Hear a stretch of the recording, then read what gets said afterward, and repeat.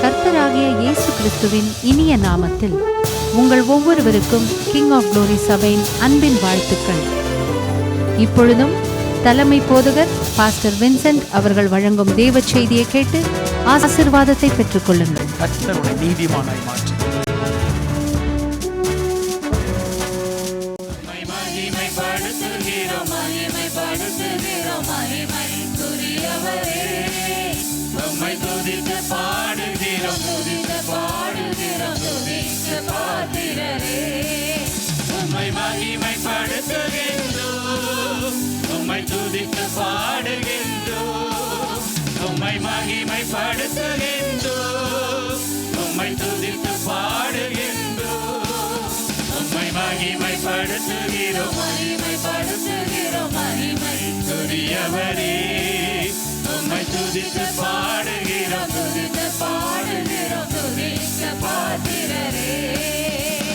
ஆயிரம் தலைமுறைக்கு இரக்கம் செய்பவரே, ஆயிரம் தலைமுறைக்கு இரக்கம் செய்பவரே, ஆபிரகாமின் உடன்படிக்கை நினைவு கூர்பவரே, பாடுவோம். ஆபிரகாமின் உடன்படிக்கை நினைவு கூர்பவரே, உம்மை மகிமைப்படுத்துகின்றோம், உம்மை துதித்து பாடுகின்றோம், உம்மை மகிமைப்படுத்துகின்றோம், உம்மை துதித்து பாடுகின்றோம், உம்மை மகிமைப்படுத்துகிறோம், மகிமைப்படுத்துகிறோம், மகிமைக்குரியவரே, உம்மை துதித்து பாடுகிறோம், துதித்து பாடுகிறோம், துதித்து பாடுகிறே.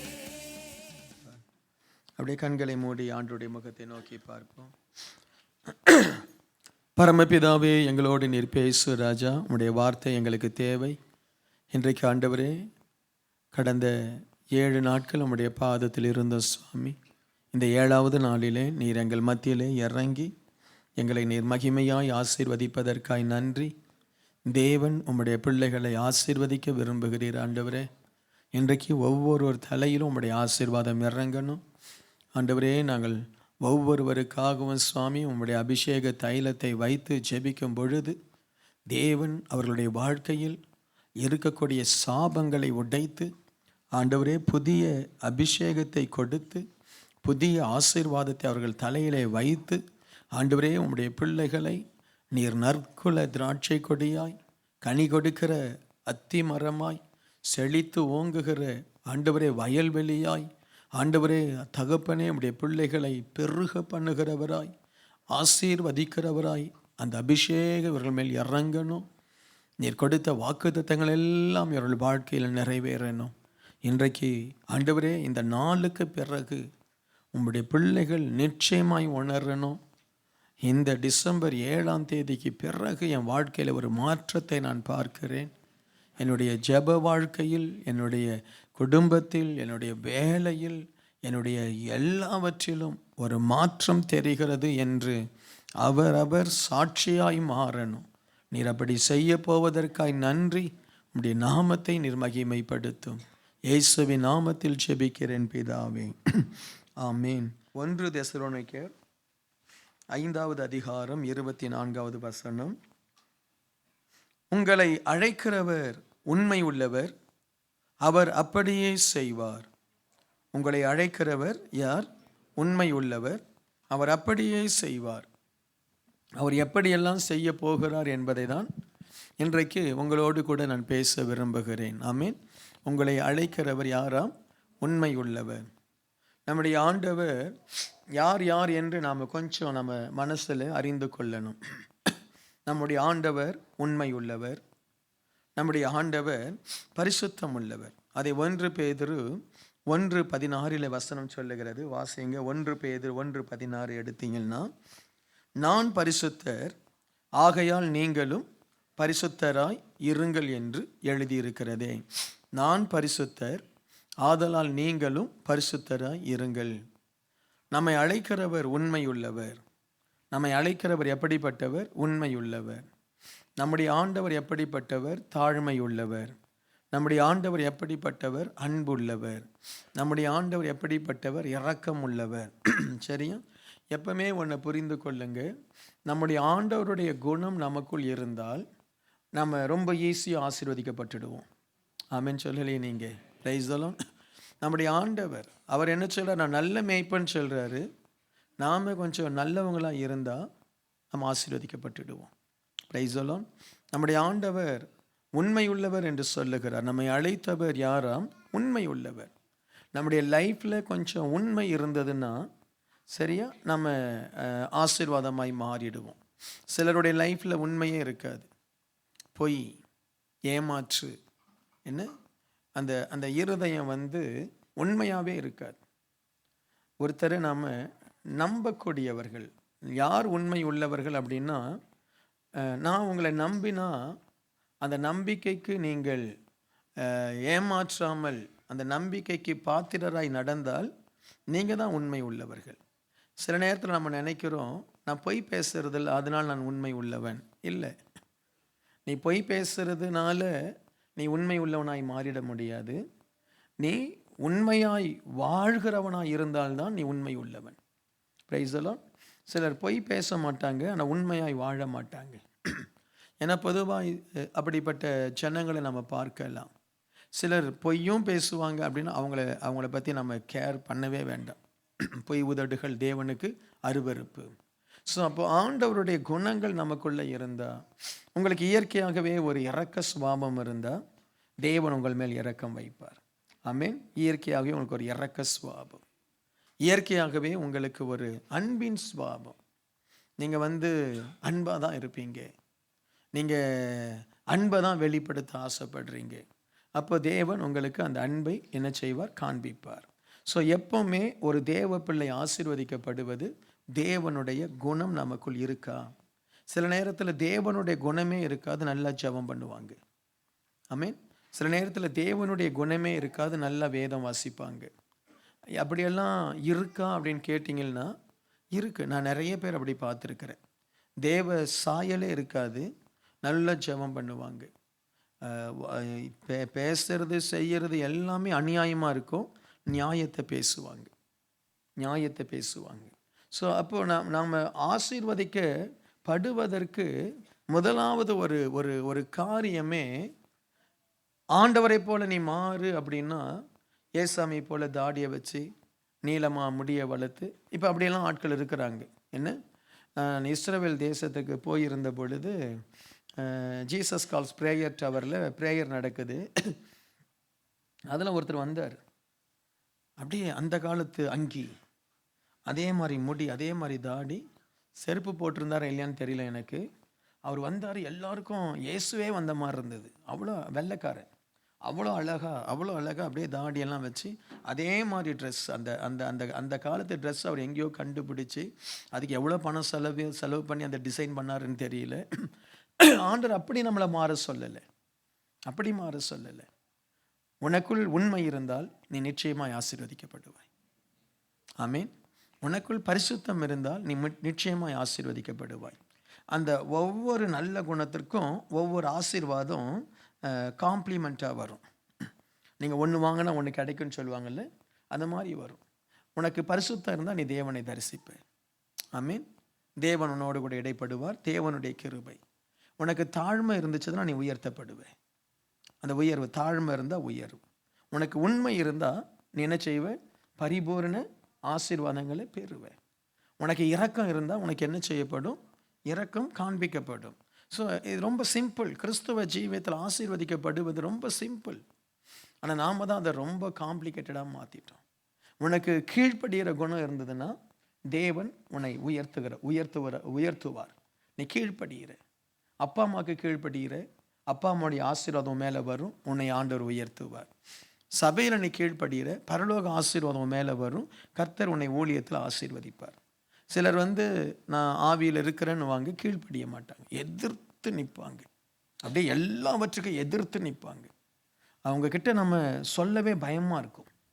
இப்போ பாஸ்டராக இருந்தாலும் சிலர்கிட்ட நம்ம சொல்ல தயங்குவோம். ஏன்னா இவன் கீழ்ப்படிய மாட்டான். ஏன்னா இவங்களுக்கு என்ன இல்லை, அந்த கீழ்ப்படுகிற குணம் இல்லை. அப்படியே ஆர்கியூ பண்ணிட்டு அப்படியே அதை அதை அவங்களுடைய பாடி லாங்குவேஜில் காண்பிப்பாங்க. இல்லாட்டா சிலர் கீழ்ப்படுகிற மாதிரி கேட்பாங்க, கீழ்ப்படிய மாட்டாங்க. Praise the Lord. ஆமென். சரியா? ஸோ இன்றைக்கு ஆண்டவர் சொல்கிறாரு, உங்களை அழைக்கிறவர் உண்மையுள்ளவர், அப்படியே செய்வார். நான் பரிசுத்தர், ஆகையால் நீங்களும் பரிசுத்தராக இருங்க. லேவியராகமம் 19வது அதிகாரம் 2வது வசனம். ஒரு கண்டிஷன், நீங்கள் பரிசுத்தமாக இருங்க. இன்றைக்கி நாம் தேவனுடைய ஆலயத்தில் வந்தோம். நான் நினச்சேன் இந்த 7 நாள் எனக்கே ரொம்ப வித்தியாசமான நாட்கள். ஒவ்வொரு நாளும் ஆண்டவர் கொடுத்த செய்தி என்னை உடைத்தது. சபை பிள்ளைகள் இந்த என்ன நினச்சவங்களோ தெரியாது எனக்கு. ஆண்டவர் இதெல்லாம் பேசினார். என்ன, நீ அத்திமர, நீ இலையா கனியா, என்ன நீ இலையா கனியா. ஒவ்வொரு தலைப்பில் ஆண்டவர் ரொம்ப கடினமாய் பேசினார். நான் நினச்சேன் ஜனங்க வர வர குறைஞ்சிடுவாங்கன்னு நினச்சேன். அந்த செய்தியை கேட்டு ஜனங்க என்ன செய்திருவாங்க, குறைஞ்சிடுவாங்க. ஆண்டவர் சொன்னார், நான் பரிசுத்தப்படுத்துவேன், நான் ஜனங்களுடைய வாழ்க்கையை சீர்படுத்துவேன். இந்த கலை பிடுங்கப்பட்டு அவங்களுடைய இருதயம் சீரான பிறகு ஒரு பெரிய ஆசீர்வாதத்தை நான் ஊற்றுவேன் என்று ஆண்டவர் சொன்னார். அதை ஆண்டவர் ஊற்ற போகிறார். அல்லேலூயா. நான் உங்களை இதோடு விட போகிறதில்லை. அந்த 7 நாள் சீடியையும் உங்களுக்கு போட்டு தரப்போகிறேன். சரியா? அதை நீங்கள் கேட்கணும். அந்த சீடி திரும்ப அந்த மாதிரி ஒரு பிரசங்கம் நான் பண்ணுவேன்னா எனக்கு தெரியலை. அந்த மாதிரி ஒரு ஷார்ப்பான ஒரு வார்த்தை நான் பேசுவேனான்னு எனக்கு தெரியலை. எப்போது சில நேரங்களில் இந்த லீடர்ஸ் மீட்டிங்கில் அப்படி நான் பேசியிருக்கிறேன். மற்றபடி சர்ச்சில் அப்படி நான் பேசினதில்லை.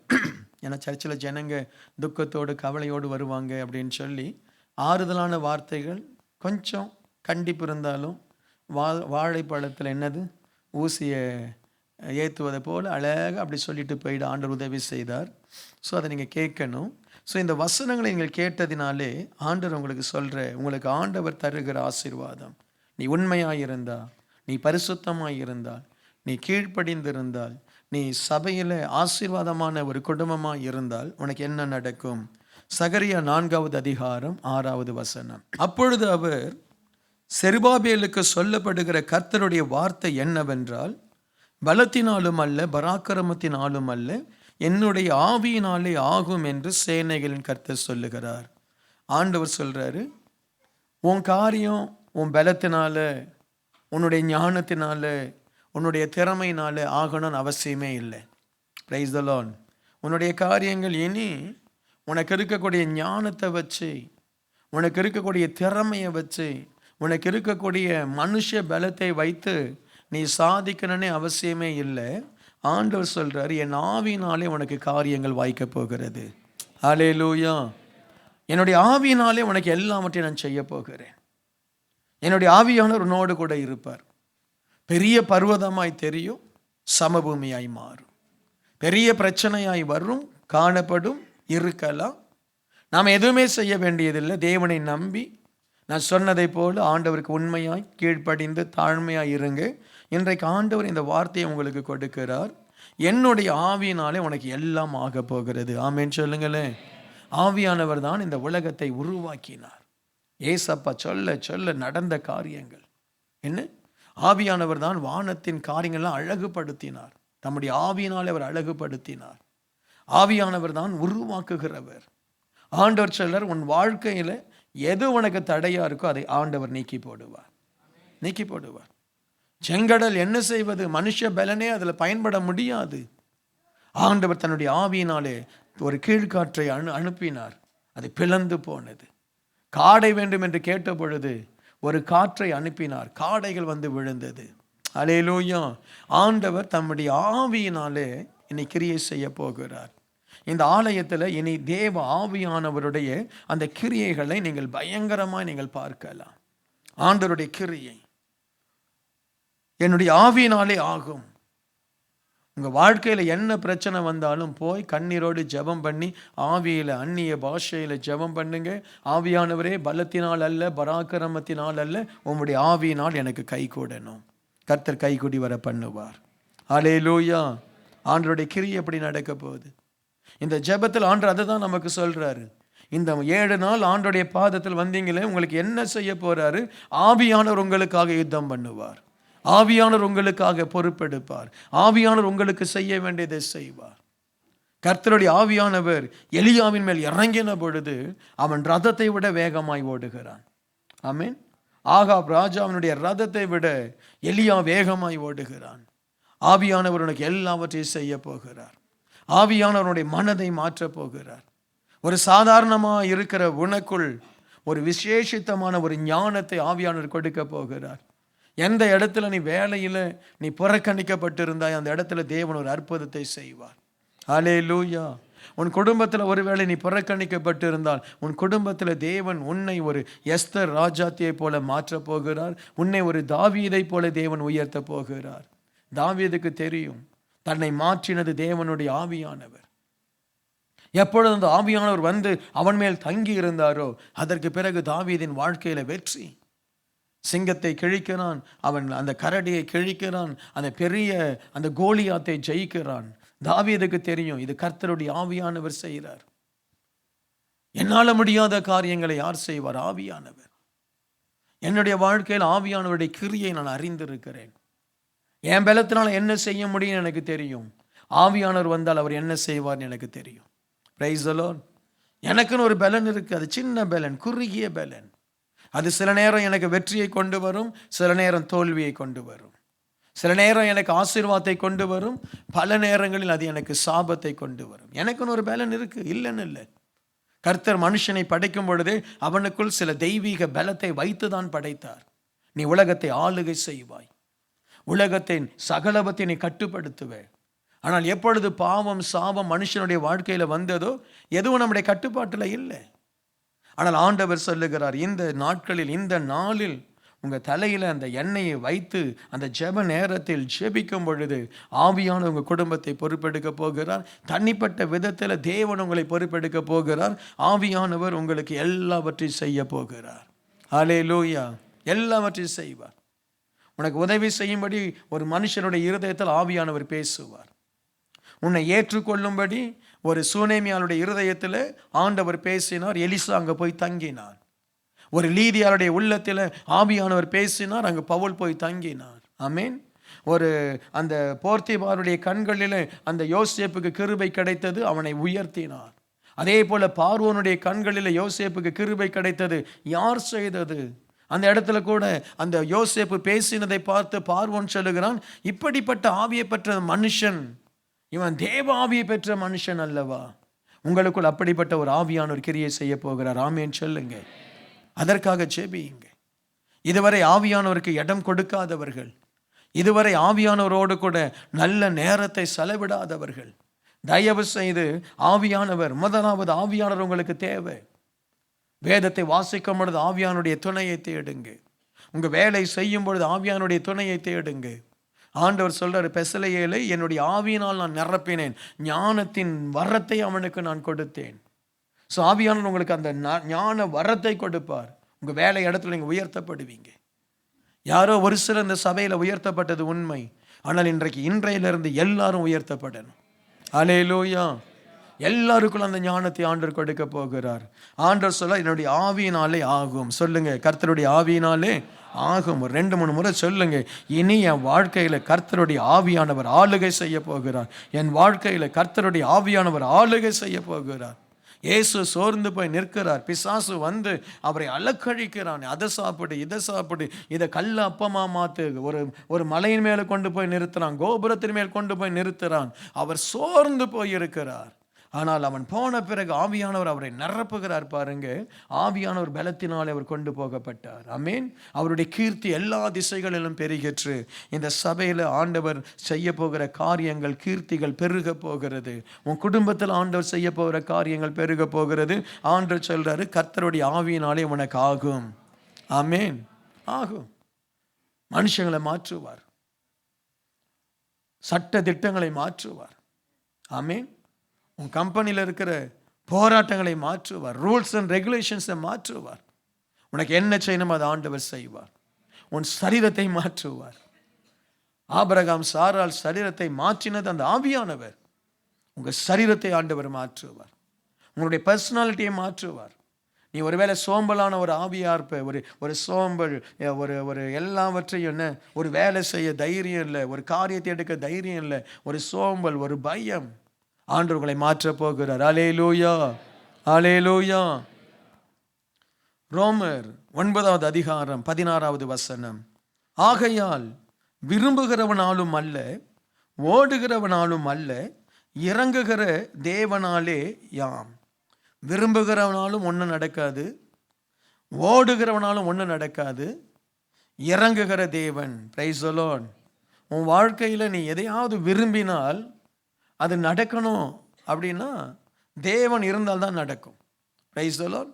நீ ஓடி ஓடி உழைக்க போவ, ஆனால் உன்னுடைய பிரயாசங்கள் விருதாவாய் முடியும். ஆண்டவர் சொல்றாரு, என்னுடைய பாதத்தில் நீ வந்தபடியினால் நான் உனக்கு இறங்குகிற தேவனாய் இருப்பேன். மனது இறங்குகிற தேவனாய் இருப்பார். ஆமென் சொல்லுங்களேன். கர்த்தர் உனக்கு மனம் இறங்குவார். ஒருவேளை உன் வாழ்க்கையில் நீ பல குற்றங்களை செய்து, பல தவறுகளை செய்து, ஆண்டவரே இத்தனைக்கும் நான் தான் காரணம். ஏன் அந்த மனுஷன், அந்த இளைய குமாரன் மனம் நொந்து அப்பா கிட்ட போகும்போது சொல்றான், நான் ஒரு மகனாய் நான் போக போறதில்லை, நான் ஒரு வேலைக்காரனாய் போகிறேன். என்ன, ஒரு மகனாய் அப்பாவை நான் போய் சந்திக்க விரும்பலை. ஏன்னா நான் ரொம்ப தப்பு பண்ணிட்டேன், நான் ரொம்ப அநியாயம் பண்ணிட்டேன், நான் தகாததை நான் செய்துட்டேன். இனி என் தகப்பன் நல்லவர், ரொம்ப அன்பான மனுஷன், ரொம்ப பாசம் உள்ள ஒரு மனுஷன். அந்த தகப்பனுடைய இருதயத்தை உடைச்சிட்டேன், அவமானப்படுத்திட்டேன், என்னுடைய தகப்பனுடைய பேரை நான் கெடுத்துட்டேன், அவரை தலகுனிய வச்சுட்டேன். என்ன, எல்லாரும் சொல்லியிருப்பாங்க, உன் பையன் என்ன இவ்வளோ மோசமாக இருக்கிறான், நீ பெரிய நீதிமான் மாதிரி நிற்க, நீ பெரிய ஆளு மாதிரி இருக்கிற, உன் பையன் அவ்வளோ கேவலமாக நடக்கிறான், அந்த பொண்ணோட சுத்துறான், அதை பண்ணுறான், இதை பண்ணுறான். ஐயோ, என் அப்பாவுடைய இருதயத்தை நான் உடைச்சேன், என் குடும்பத்தினுடைய மானத்தை நான் அதை மானம் போகும்படி நடந்து கொண்டேன். இனி என் அப்பாவின் இடத்துல நான் மகனாய் நான் போக போறதில்லை, ஒரு வேலைக்காரனாய் போவேன். அவர் கண்ணில் தயவு கிடைத்தால் பரவாயில்ல. ஆனால் ஆண்டவர் சொல்றாரு, நீ எப்போ மனம் திரும்புகிறாயோ நான் உனக்கு இறங்குவேன். ஹல்லேலூயா. நாம ஒருவேளை அந்த கெட்ட குமாரனை போல மோசமா இல்லாமல் இருந்திருக்கலாம். எத்தனையோ இடங்கள்ல ஆண்டவருடைய இருதயத்தை உடைத்திருப்போம், ஆண்டவருடைய திட்டங்களை கெடுத்திருப்போம், ஆண்டவருடைய காரியங்களில் உண்மை இல்லாமல் இருந்திருப்போம்.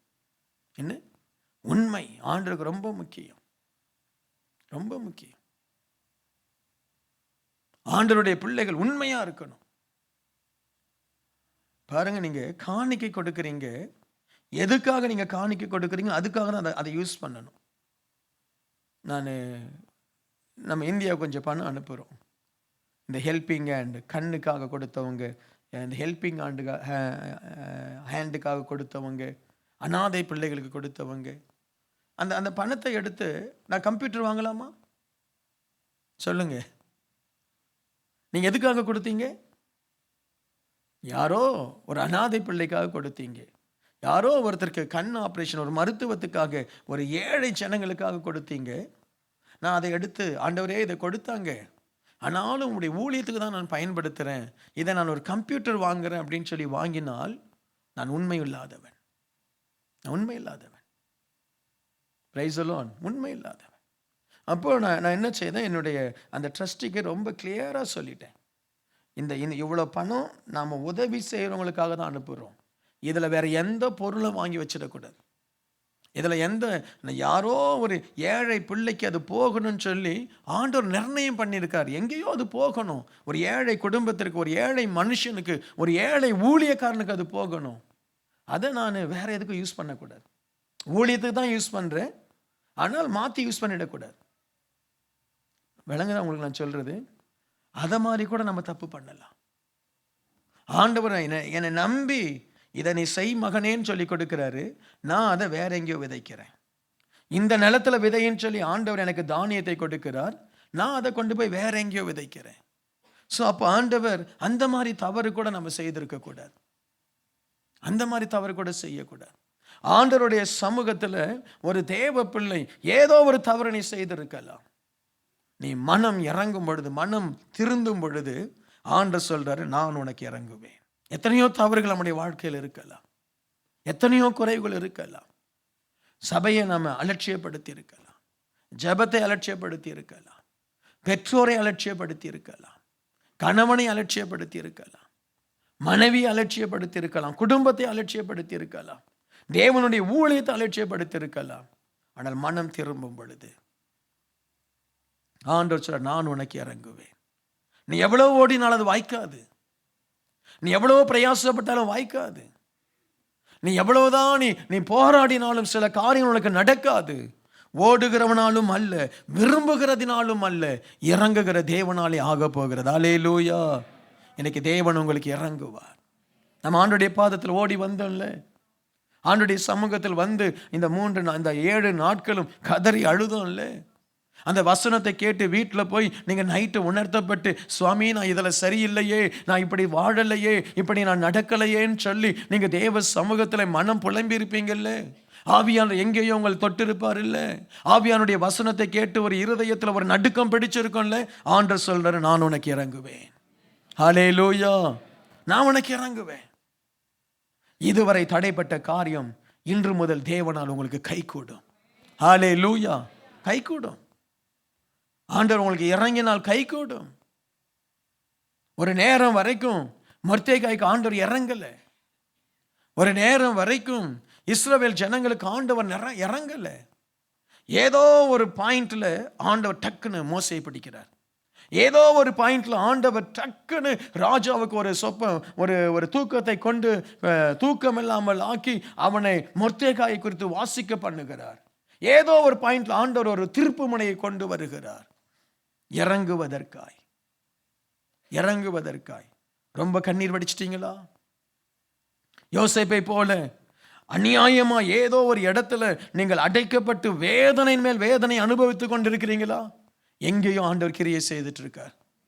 யோசேப்புக்கு தெரியாது தனக்கு அற்புதம் அரண்மனையில நடக்குதுன்னு தெரியாது. யோசேப்பு விரும்பினதெல்லாம் இந்த சிறைச்சாலையில் இருந்து ஒரு விடுதலை, அவ்வளவுதான். ஆனால் ஆண்டவர் அவனுக்கு அரண்மனையில வாசல் திறக்கிறது அவனுக்கு தெரியாது. அவன் எவ்வளவு பிரயாசப்பட்டாலும், எவ்வளவு மோதினாலும், எவ்வளவு அவன் பாடுபட்டாலும் எப்பக்கமும் போக முடியாது சிறைச்சாலை. ஆனால் அந்த யோசேப்புக்கு இறங்குகிற ஒரு தேவன் இருந்தார். இந்த இரவு உனக்கு எனக்கு இறங்குகிற ஒரு தேவன் இருக்கிறார். அல்லேலூயா. உனக்கு எனக்கு இறங்குவார். உண்மையாரு, கர்த்தரை தேடு. அவரை போல இறங்கி கிரியை செய்கிறவர்கள் யாரும் இல்லை. அதனால்தான் தாவீது சொல்றாரு, ஆண்டவரே நான் ஆழத்துல போனால் அங்கே நீர் இருக்கிறீர். அல்லேலூயா. உம்மை விட்டு எங்கே ஓடுவேன், எங்கே போவேன்? உனக்கு ஆண்டவர் இறங்குவார். அக்கினி ஜுவாலையில இறங்கினவர் உனக்கு இறங்க மாட்டாரா? உனக்கு ஆண்டவர் சொல்ற, நான் இறங்குவேன். அமைதியாயிரு, அமைதியாயிரு. நான் இறங்குகிற தெய்வம். இந்த ஜெபத்தெல்லாம் நீங்க பண்ணணும். நீங்க மனசுலயோ இல்லாட்டி எங்கேயோ அது குறிச்சு வைங்க. முதலாவது சொன்னேன், அவருடைய ஆவியினாலே ஆக போகிறது உங்களுக்கு. அடுத்து தேவன் உங்களுக்கு இறங்குவார். ஆமென் சொல்லுங்களேன். தேவன் உங்களுக்கு என்ன செய்வார்? இறங்குவார். இறங்கி ஒரு வாசலை திறப்பார். இறங்கி உங்களுக்கு ஒரு அற்புதத்தை செய்வார். அன்னாளுக்கு இறங்கினார், உங்களுக்கு இறங்குவார். ஒரு நேரம் வரும், இறங்குவார். எல்லாரும் கைவிடப்பட்ட ஒரு நேரம் வரும், கர்த்தர் இறங்கி ஒரு கதவை திறந்து உன்னை அவர் ஆசீர்வதிப்பார். அடுத்த ஆண்டு கொடுக்கிற வாக்கு தத்தம் 1 கொரிந்தியர் 3வது அதிகாரம் 7வது வசனம். அப்படி இருக்க நடுகிறவனாலும் ஒன்றுமில்லை, நீர் பாய்ச்சுகிறவனாலும் ஒன்றுமில்லை, விளையச் செய்கிற தேவனாலே எல்லாம் ஆகும். விளைய செய்கிற தேவன், உருவாக்குகிற தேவன், விளைய செய்கிற தேவன், ஆசீர்வதிக்கிற தேவன். நம்ம எல்லாரும் ஏதோ ஒரு விதத்துல நடுகிறோம், நீர் பாய்ச்சுகிறோம், பிரயாசப்படுகிறோம். ஆனால் நினைத்த மாதிரி கதிர்கள் வளரவில்லை, செடிகள் வளரலை. நினைத்த அளவுக்கு அந்த செடிகள் பலன் கொடுக்கல. நீ எவ்வளவோ பிரயாசப்படுற, உன் பிள்ளைக்காக நீ எவ்வளவோ பிரயாசப்படுற, அந்த பிள்ளை நீ நினைச்ச மாதிரி வரல. நீ நினைத்த மாதிரி அந்த பிள்ளையினுடைய எதிர்காலம் அமையல. என்ன? ஒருவேளை உனக்காகவே நீ பிரயாசப்படுற, நான் முன்னேறணும், நான் நல்லா வரணும், எனக்குள்ள குறை இருக்கு, நான் மற்றவங்களை போல ஆசீர்வாதமா இல்லை, கம்பேர் பண்ற, அவங்க நல்லா இருக்கிறாங்க, அந்த குடும்பம் நல்லா இருக்கு, அந்த பிள்ளை நல்லா இருக்கு, அவங்க நல்லா இருக்கிறாங்க, நான் ஏன் நல்லா இல்லை? நானும் நல்லா படிச்சிருக்கிறேன், நானும் நல்ல ஞானமோடு தான் இருக்கிறேன், எனக்கு ஏன் இப்படி? நீ என்ன பண்ணாலும் அதிலே ஒரு வளர்ச்சி இல்லை. ஆண்டவர் சொல்ற, நீ பட்ட பிரயாசம் எல்லாம் போதும், நான் இனி விளைய செய்ய போறேன். ஹல்லேலூயா. நம்முடைய சபைக்கு அதை ஆண்டவர் செய்வார். எவ்வளவோ பிரயாசப்பட்டு இருக்கிறோம். இந்த சபைக்கு எத்தனை பேர் பிரயாசப்பட்டிருக்கீங்க? கரங்களை உயர்த்தி காட்டுங்க. நல்லா நீங்கள் பிரயாசம், ஏதோ ஒரு விதத்தில் இந்த சபைக்காக பிரயாசப்பட்டவர். நல்லா உயர்த்துங்க, நல்ல காரியம் தானே. சண்டே கிளாஸில் பிரயாசப்பட்டிருக்கலாம், கொயரில் பிரயாசப்பட்டிருக்கலாம், ஏதோ ஒரு ஊழியத்தை செய்து இந்த சபைக்காக நம்ம பிரயாசப்பட்டிருந்தோம். ஆனால் ஒரு பெரிய அறுவடையை நம்ம பார்க்காம இருக்கலாம். ஆனால் ஆண்டவர் சொல்ற, நான் விளைய செய்ய போகிறேன். 2017 ஒரு பெரிய அறுவடையின் நாள். இனிமே 2017 இல்லை, from now onwards ஒரு பெரிய அறுவடை நாளை தேவன் கொடுக்க போகிறார். விளைய செய்கிற தேவன். நீ உழைத்து உழைத்து அது வளரவே இல்லை. தண்ணீர் ஊற்றுற, அந்த எரு போடுற, எல்லாம் செய்கிற, அது வளரவே இல்லை. ஆனால் ஆண்டவர் அதை விளைய செய்வார். அது வளர்ந்து கண்ணி கொடுக்கும்படி ஆண்டவர் செய்ய போகிறார். ஆமென். நம்புங்க. எத்தனை பேர் நம்புறீங்க? எத்தனை பேர் நம்புறீங்க? இதெல்லாம் ஆண்டவர் கொடுத்த வார்த்தைகள். அல்லேலூயா. 1 பேதுரு 1 அதிகாரம் 4 வசனம். இச்சையினால் உலகத்தில் உண்டான கேட்டுக்கு தப்பி திவ்ய சுபாவத்துக்கு பங்கு உள்ளவர்கள் ஆகும் பொருட்டு மகா மேன்மையும் அருமையுமான வாக்குத்தத்தங்களும் அவைகளினாலே நமக்கு அளிக்கப்பட்டிருக்கிறது. மகா மேன்மையும் அருமையுமான வாக்குத்தத்தங்கள். சொல்லுங்க.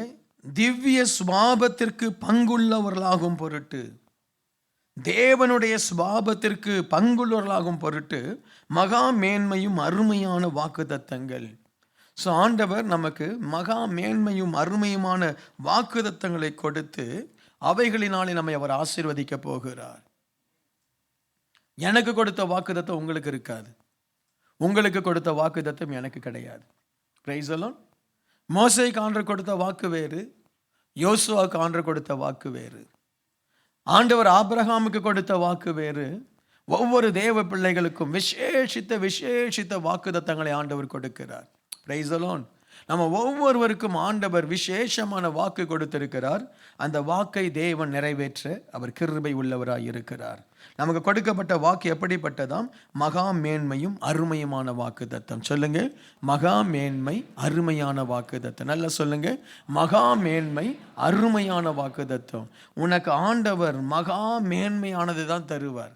வாக்குத்தத்தம் அப்படின்னு சொன்னாலே தேவன் அதை நம்முடைய வாழ்க்கையிலே முத்திரை போடுகிறார். ஸ்திரீகளுக்குள் நீ ஆசீர்வதிக்கப்பட்டவள், மகா மேன்மை. ஆமென். நான் உன்னோடு கூட இருந்து செய்யும் காரியம் பயங்கரமா இருக்கும், மகா மேன்மை. இன்று முதல் நீ மனுஷரை படிக்கிறவனாய் மாறுவாய், மகா மேன்மை. நீ ராஜாக்களுக்கும் புறஜாதிகளுக்கும் யூதர்களுக்கும் நீ என்னை குறித்து நீ பேசுவாய், உன்னை அப்போஸ்தலனாய் எடுக்கிற மகா மேன்மை. பேதுரை பார்த்து ஆண்டவர் சொல்றாரு, நீ கற்பாறையா இருக்கிற, உன் மேல நான் சபையை கட்டுவேன், மகா மேன்மை. ஆண்டவர் தன்னுடைய பிள்ளைகளுக்கு கொடுக்கிற ஒவ்வொரு வாக்குத்தத்தமும் மகா மேன்மை. ஒருத்தருடைய வாக்குத்தத்தத்தை குறித்து நீ கவலைப்படாதே, கர்த்தர் உன் வாக்கை நிறைவேற்ற போகிறார். இன்னைக்கு நம்ம ஜெபிக்க போகிறோம். எந்தெந்த வாக்கை பெற்று அந்த வாக்கு பலன் கொடாமல், வேர் கொடாமல், கனி கொடாமல், அது அப்படியே அது மக்கி போனதை போல் இருக்கிறதோ அதெல்லாம் உயிர் பெற போகிறது. அல்லேலூயா. தேவனுடைய மகா பெரிய வாக்குத்தத்தங்கள் நிறைவேற வேண்டும். வாக்குத்தத்தம் நிறைவேறாத ஒரு ஊழியம் அது ஆக்சுவலாக சபிக்கப்பட்ட ஊழியம். வாக்குத்தத்தம் நிறைவேறாத ஒரு மனுஷன், ஒரு சகோதரி, ஒரு சகோதரனுடைய வாழ்க்கை சபிக்கப்பட்ட வாழ்க்கை. உனக்கு வாக்குத்தத்தம் நிறைவேறல அப்படின்னா நீ ஒரு சாபம். ஆண்டவர் உனக்கு சொல்ற அதை நடைபெறல, ஆண்டவர் உனக்கு ஒரு வாக்கு கொடுக்கிற நீ போய் சேரல, சாபம். 12 பேரை அனுப்புறார், 10 பேர் அந்த வாக்கை பெற்றுக்கொள்ள முடியல. 12 பேர் தான் 2 பேர் தான் ஆசீர்வதிக்கப்படுறாங்க, மற்ற 10 பேருக்கு அது சாபம். ஆனால் ஆண்டவர் சொல்றார், உனக்கு வாக்குத்தத்தம் மகா மேன்மையும் மகா உன்னதமான அருமையுமான வாக்குத்தத்தங்களை தேவன் நமக்கு நடப்பித்து தரப்போகிறார். உன் பிள்ளைக்கு சொன்ன வாக்குத்தத்தம் நிறைவேற போகுது, உன் குடும்பத்துக்கு சொன்ன வாக்குத்தத்தம் நிறைவேற போகுது. கேட்காத ஆண்டவரே இது எப்படி நடக்கும், கேட்காத. ஆண்டவருக்கு பிடிக்காது. ஆண்டவர் சகரியாவை பார்த்து ஆண்டவர் சொல்றாரு, உனக்கு ஒரு குழந்தையை கொடுப்பார். நான் வயசாயிடுச்சு, இது எப்படி ஆகும் அப்படி ஆகும், நீ ஊமையா இருப்போ. ஆமென். ஆண்டவர் சொல்றதை ஏற்றுக்கொள்ளுங்க. ஆண்டவர் சொல்றதை அப்படி அங்கீகரித்துக் கொள்ளுங்க. இந்த இரவு தேவன் உனக்கு சொல்ற வாக்கு அப்படி அங்கீகரித்துக்கொள். எனக்கு சொல்லப்பட்ட வாக்கு நிறைவேறும். அது மேன்மையான வாக்கு தத்தம். அல்லேலூயா. நிறைவேறும். இடையில கொஞ்சம் காணாம போன மாதிரி இருக்கும், இடையில கொஞ்சம் வற்றி போன மாதிரி இருக்கும், ஆனால் அது நிறைவேறும். இடையில சத்துரு அதாவது உனக்கு முன்பாய் சத்துரு பெருசா தோன்றி உன்னை அழிப்பதை போல காணப்படும். ஆனால் ஒரு சின்ன கல்லை ஆண்டவர் கொடுப்பார். அல்லேலூயா. ஒரு சின்ன கல்லை வச்சு சத்துருவை ஆண்டவர் திருப்பிடுவார். Price the Lord. அல்லேலூயா. நீ முன்னேறி கொண்டே இருப்பாய். திடீரென்று ஒரு பெரிய பர்வதம் தோன்றும். ஆண்டவர் ஏதாவது ஒரு அற்புதத்தை செய்வார். உனக்கு ஆண்டவர் சொன்ன வாக்குத்தத்தம் நிறைவேறும். இன்னைக்கு சொல்லுங்க, ஆண்டவரே இந்த டிசம்பர் மாதம் 7 நாள் ஃபாஸ்டிங் ப்ரேயரில் நான் வந்து கலந்துருக்கிறேன். எனக்கு நீ சொன்ன வாக்குத்தத்தத்தை ஆண்டவர் என்ன சொல்றாரு, நான் அதை உனக்கு செய்வேன். அவ்வளவுதான். ஆமீன். உனக்கு செய்வேன். உனக்கு நான் என்ன சொன்னோ அதை நான் செய்வேன். இந்த நாளில் என்ன நீங்கள் கேட்க போறீங்களோ அதை உங்களுக்கு செய்வார். ஒரு வாக்குத்தத்தத்தை பிடிச்சு நீ கேளுங்க, அதை நிச்சயமாக உங்களுக்கு ஆண்டவர் செய்வார். ரோமர் 8வது அதிகாரம் 31 34 வசனங்கள். இதெல்லாம் நீங்கள் இந்த வாக்குத்தத்தை வச்சு நீங்கள் ஜெபிக்கணும். சரியா? நான் பெரிய ஒரு பிரசங்கத்துக்காக இல்லை, இது ஜெபத்துக்காக உங்கள் மனசில் நான் கொண்டு வர்றேன். தேவன் நம்முடைய பட்சத்தில் இருந்தால் நமக்கு விரோதமாக இருப்பவன் யார்? சொல்லுங்க. தேவன் நம் பட்சத்தில் இருந்தால் நமக்கு விரோதமாக இருப்பவன் யார்? தம்முடைய சொந்த குமாரன் என்று பாராமல் நாம் எல்லாருக்காகவும் அவரை ஒப்பு கொடுத்தவர் அவரோடு கூட மற்ற எல்லாவற்றையும் நமக்கு அருளாதிருப்பது எப்படி? மற்ற எல்லாவற்றையும் நமக்கு தேவன் அருளாதிருப்பது எப்படி? தேவன் தெரிந்து கொண்ட மேல் குற்றம் சாட்டுகிறவன் யார்? தேவனே அவர்களை நீதிமான் ஆக்குகிறார். உங்களை யார் நீதிமான் ஆக்குறாரு? தேவனே நீதிமான் ஆக்குகிறார். ஆக்கணைக்குள்ளாக தீர்க்கிறவன் யார்? கிறிஸ்துவே மரித்தார், அவரே எழுந்தும் இருக்கிறார், அவரே தேவனுடைய வலது பாரிசத்திலும் இருக்கிறார், நமக்காக அவர் வேண்டுதல் செய்கிறார். அல்லேலூயா. ஆண்டு இந்த வசனத்தை நம்ம பார்ப்போம். தேவன் நம் பட்சத்தில் இருக்கிறார். சொல்லுங்க. தேவன் நம் பட்சத்தில் இருக்கிறார். தேவனை தேடி தேவ ஆலயத்தில் வந்திருக்கிறீங்களே, உங்கள் பட்சத்தில் தேவன் இருப்பாரா இருக்க மாட்டாரா? யாரை நம்பி வந்தீங்க? யாரை நம்பி வாழ்றீங்க? யாரை நம்பி ஒவ்வொரு நாளும் காலையில் கண் விழிக்கிறீங்க? யாரை நம்பி? உன் வேலையை நம்பியா கண் விழிக்கிற? உன் குடும்பத்தை நம்பியா கண் விழிக்கிற? அந்த கண் விழிக்கும் பொழுது அவரை நம்பி தான் நம்ம கண் விழிக்கிறோம். ஆண்டவர் சொல்றாரு, தேவன் நம்முடைய பட்சத்தில் இருக்கிறார். இயேசுவேன் கூப்பிடுறல, தேவன் உன் பட்சத்தில் இருப்பார். ஏசப்பா என்னை கைவிடாதுன்னு சொல்றீங்கல்ல, தேவன் உன் பட்சத்தில் இருப்பார். இயேசுவே இயேசுவே என்று சொல்லி அவருடைய நாமத்தை அறிக்கையிடுறீங்கல்ல, அவருக்கு துதி பாடல் ஏறெடுக்கிறீங்கல்ல, தேவன் உங்கள் பட்சத்தில் இருப்பார்.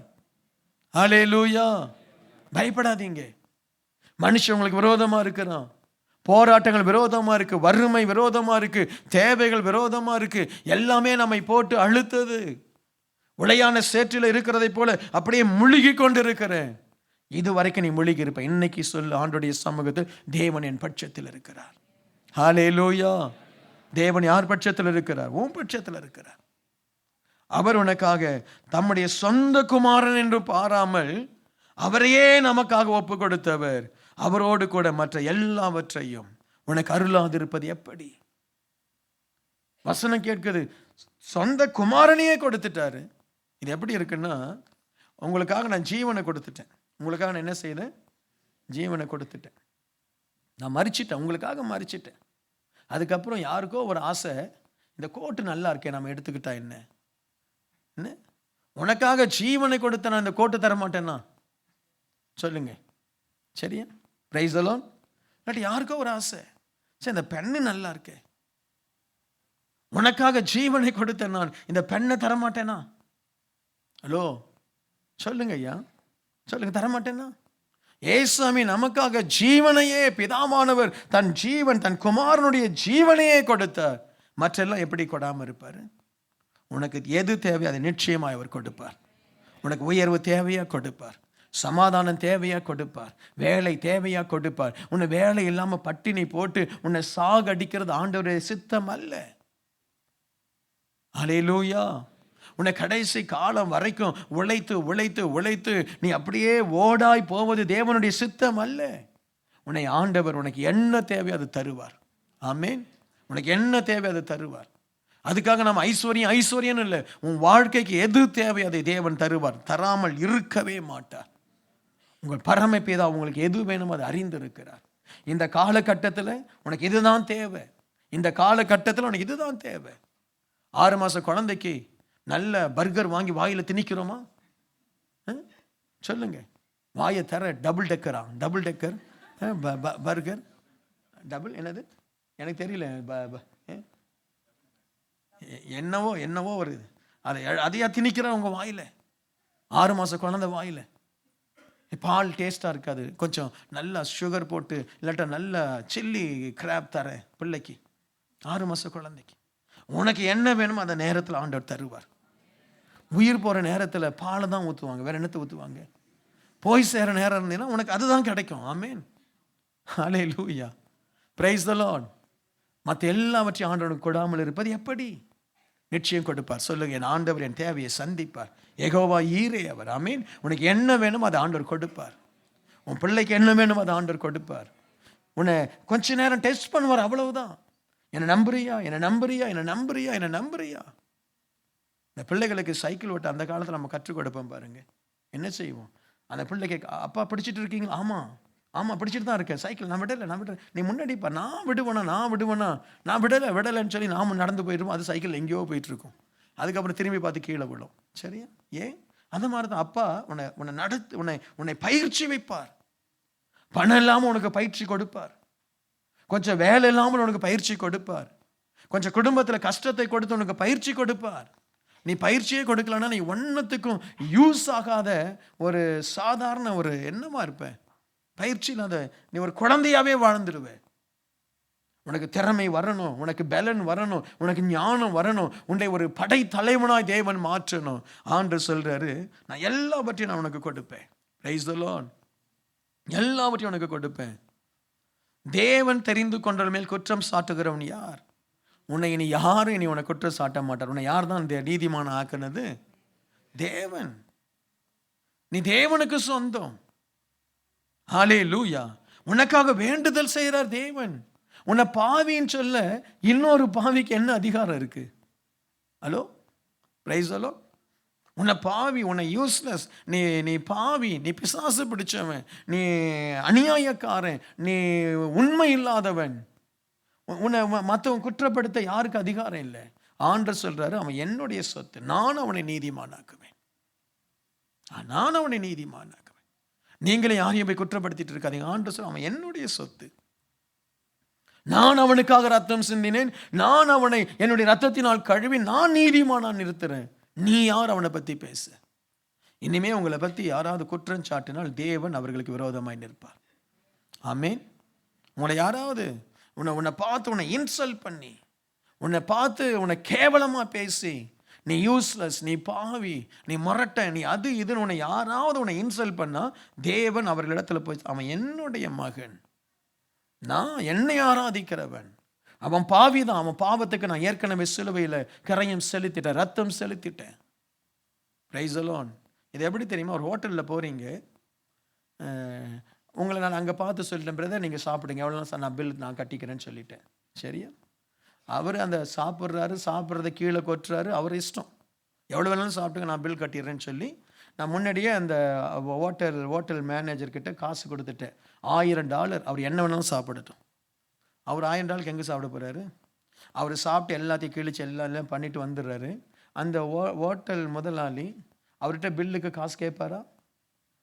நீ ஏன் அது சிந்தினன்னு கேட்பாரா? கேட்க மாட்டேன். ஏன்னா ஏற்கனவே நான் பே பண்ணிட்டேன். அப்படியே அவர் கேட்டால் அவர் சொல்லுவார், எங்கள் பாஸ்டர் ஆல்ரெடி பே பண்ணிட்டாரியா, நான் கேட்குறதெல்லாம் கொண்டு வந்து கொடு. Price the Lord. ஏன்னா somebody has paid for me. உனக்காக ஏற்கனவே சிலுவையில் ஒருத்தர் பே பண்ணிட்டார். உன்னை வேற ஒருத்தன் பாவின்னு சொல்ல வேண்டிய அவசியமே இல்லை. கர்த்தர் உன்னை நீதிமானாய் மாற்றுகிறார். இந்த நாளிலிருந்து நீதிமான் நீ. அப்படியே நீ ஒரு பாவம் செய்தால் அவர்கிட்ட போ. சுவாமி, நான் பாவம் பண்ணிட்டேன், நான் ஜெபம் பண்ணல, நான் ஒரு குறை பண்ணிட்டேன், நான் ஒரு குற்றம் பண்ணிட்டேன், என்னை மன்னின்னு சொல்லு. மனுஷங்கிட்ட போய் தலை குனிஞ்சு நிற்காத உன்னை நீதிமானாய் மாற்றுகிறவர் கர்த்தர். ஹல்லேலூயா. ஆண்டவர் அந்த அளவுக்கு உன்னை சொந்தம் கொண்டாட போறார். ஆமேன். உன் குடும்பத்தை குறித்து சொந்தம் கொண்டாட போகிறார். இது என்னுடைய குடும்பம், என்னை ஆராதிக்கிற குடும்பம், எனக்காக ஊழியம் செய்கிற குடும்பம். ஹல்லேலூயா, ஹல்லேலூயா. தேவன் சொல்றான், என்னுடையவன், நான் உனக்காக மரிச்சிருக்கிறேன். உன்னை யாரும் டச் பண்ண முடியாது, யாரும் உன்னை டச் பண்ண முடியாது. கர்த்தருடைய பிள்ளை நீ. இன்னையிலேருந்து அந்த அதிகாரத்தை எடுத்துக்கொள்ளுங்க. ஆண்டவர் சொல்றாரு பாருங்க, நான் தேவன் தெரிந்து கொண்டவர் மேல் குற்றம் சாட்டுகிறவன் யார்? தேவனே அவர்களை நீதிமான் ஆக்குகிறார். இன்னைக்கு யாராவது உன்னை பாவி அப்படின்னு சொன்னா ஒத்துக்காது. கர்த்தர் என்னை நீதிமான் ஆக்கி இருக்கிறார். அவரிடத்துல போய் மனம் கசந்து அழு, அவரிடத்துல போய் அழு. நம்மளை குத்தி நம்ம எவ்வளவு நீதியா இருந்தாலும், எவ்வளவு உண்மையா இருந்தாலும் நம்ம பத்தி குறை சொல்ற ஆட்கள் இருப்பாங்க. போய் தேவ சமூகத்துல போய் நில். கடைசியாய் ரோமர் 14:4, மற்றொருடைய வேலைக்காரனை குற்றவாளியாய் தீர்க்கிறதற்கு நீ யார்? அவன் நின்றாலும் விழுந்தாலும் அவனுடைய எஜமானுக்கே அவன் உத்தரவாதி, அவன் நிலைநிறுத்தப்படுவான். தேவன் அவனை நிலைநிறுத்த வல்லவராய் இருக்கிறாரே.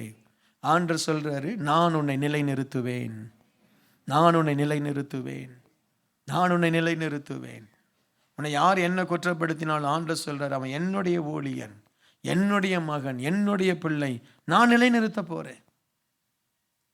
எல்லாரும் நினைச்சாங்க தாவீது முடிஞ்சிட்டான், அப்சலோம் மேலே வந்துட்டான், தாவீது போனவன் தான், இனி அவன் திரும்பி வர முடியாது. தாவீது காடுகளிலே கதறி அழுது கொண்டிருக்கிறார். தேவன் அந்த தாவீதை நிலைநிறுத்தினார். ஆமேன். திரும்ப நிலைநிறுத்தினார். சகோதரர்களான்னு சொன்னாங்க, சொப்பனக்காரனை ஒழிச்சிட்டோம், சொப்பனக்காரமான வாழ்க்கை முடிஞ்சு போச்சு. எங்கேயோ ஒரு 15-20 வருஷம் எங்கேயோ ஒளிந்து கிடந்தான். கர்த்தர் அவனை கொண்டு வந்து நிலைநிறுத்தினார். சொந்த சகோதரர்களுக்கு தெரியல, நம்ம யார் காலில் விழறோன்னு தெரியல. தேவன் அவனை நிலைநிறுத்தினார். இந்த இரவு ஆண்டவனை நிலைநிறுத்த போறார். இந்த தேசத்துல நிலைநிற்க முடியாதுன்னு நினைக்கலாம், கர்த்தர் நிலைநிறுத்துவார். ஹல்லேலூயா. என்னால நிற்க முடியாது பாஸ்டர், முடியாது, உடைஞ்சிட்டேன், இனி வாழ விருப்பம் இல்லை, எங்க போறதுன்னு தெரியல. தேவன் நிலைநிறுத்துவார்.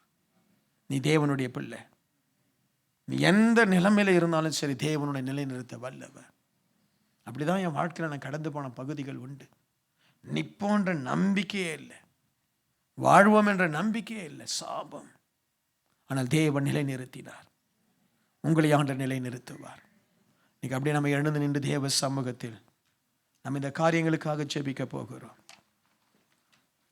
நான் ஜெபித்து உங்களை ஒவ்வொருத்தரையும் நான் அந்த ஆசீர்வாதத்தை, அந்த எண்ணெய் வைத்து நான் ஜெபிக்க விரும்புகிறேன். எல்லாரும் நான் என்னோடு கூட நீங்கள் ஜெபிக்கணும். அழைத்தவர் உண்மை உள்ளவர், நாங்கள் அற்ப பிரயோஜனம் உள்ளவர்கள். ஆண்டவரே, நீர் உம்முடைய பிள்ளைகளை கொண்டு வந்தீர், நீர் உம்முடைய பிள்ளைகளை ஆசீர்வதித்தீர். இது ஆசீர்வாதத்தை எல்லாம் ஒவ்வொரு தலையிலும் பிதா குமாரன் பரிசுத்தாவின் நாமத்தால் முத்தரிக்கிறேன். எல்லாரும் 2 நிமிஷம் கரங்களை உயர்த்தி ஆண்டவருக்கு நன்றி சொல்லுங்க. எல்லாரும் உங்கள் விசுவாசம் பலப்படட்டும், உங்களுடைய நம்பிக்கை பலப்படட்டும். இனி அற்புதத்தை எதிர்பாருங்க, அற்புதத்தை எதிர்பாருங்க. ஒவ்வொருவரையும் இயேசுவின் நாமத்தில் ஆசீர்வதிக்கிறேன். இந்த 7 நாட்களை நீர் எங்களுக்கு ஆசீர்வதித்து கொடுத்ததற்காய் நன்றி. எல்லா துதி கன மகிமை எமக்கு செலுத்துகிறோம், இயேசுவின் நாமத்தில் பிதாவே. தூத்துக்குடி பகுதியில் கிங் ஆஃப் குளோரி ஜெப மையம் திங்கள் முதல் சனிக்கிழமை வரை காலை 9 மணி முதல் மாலை 6 மணி வரை செயல்படுகிறது. உங்களுடைய ஜெப தேவைகளுக்கு நீங்கள் எங்கள் ஜெப மையத்தை அணுக வேண்டிய முகவரி king of glory prayer centre, 4/3A, new salt colony, Tiruchendur road, Thoothukudi 628003. தொடர்பு கொள்ள மொபைல் நம்பர் 8220014177. இந்த ஊழியத்தை நீங்கள் தாங்க விரும்பினால் உங்கள் காணிக்கைகளை கிங் ஆஃப் குளோரி என்ற பெயருக்கு காசோலையாகவோ டிமாண்ட் டிராஃப்டாகவோ அனுப்பலாம். எங்கள் account number Karur Vysya bank 1202135000003195. IFSC code KVBL 0001-202. தயவு செய்து உங்கள் தசம பாகங்களை எங்களுக்கு அனுப்ப வேண்டாம், அது உங்கள் சபைக்குரியது.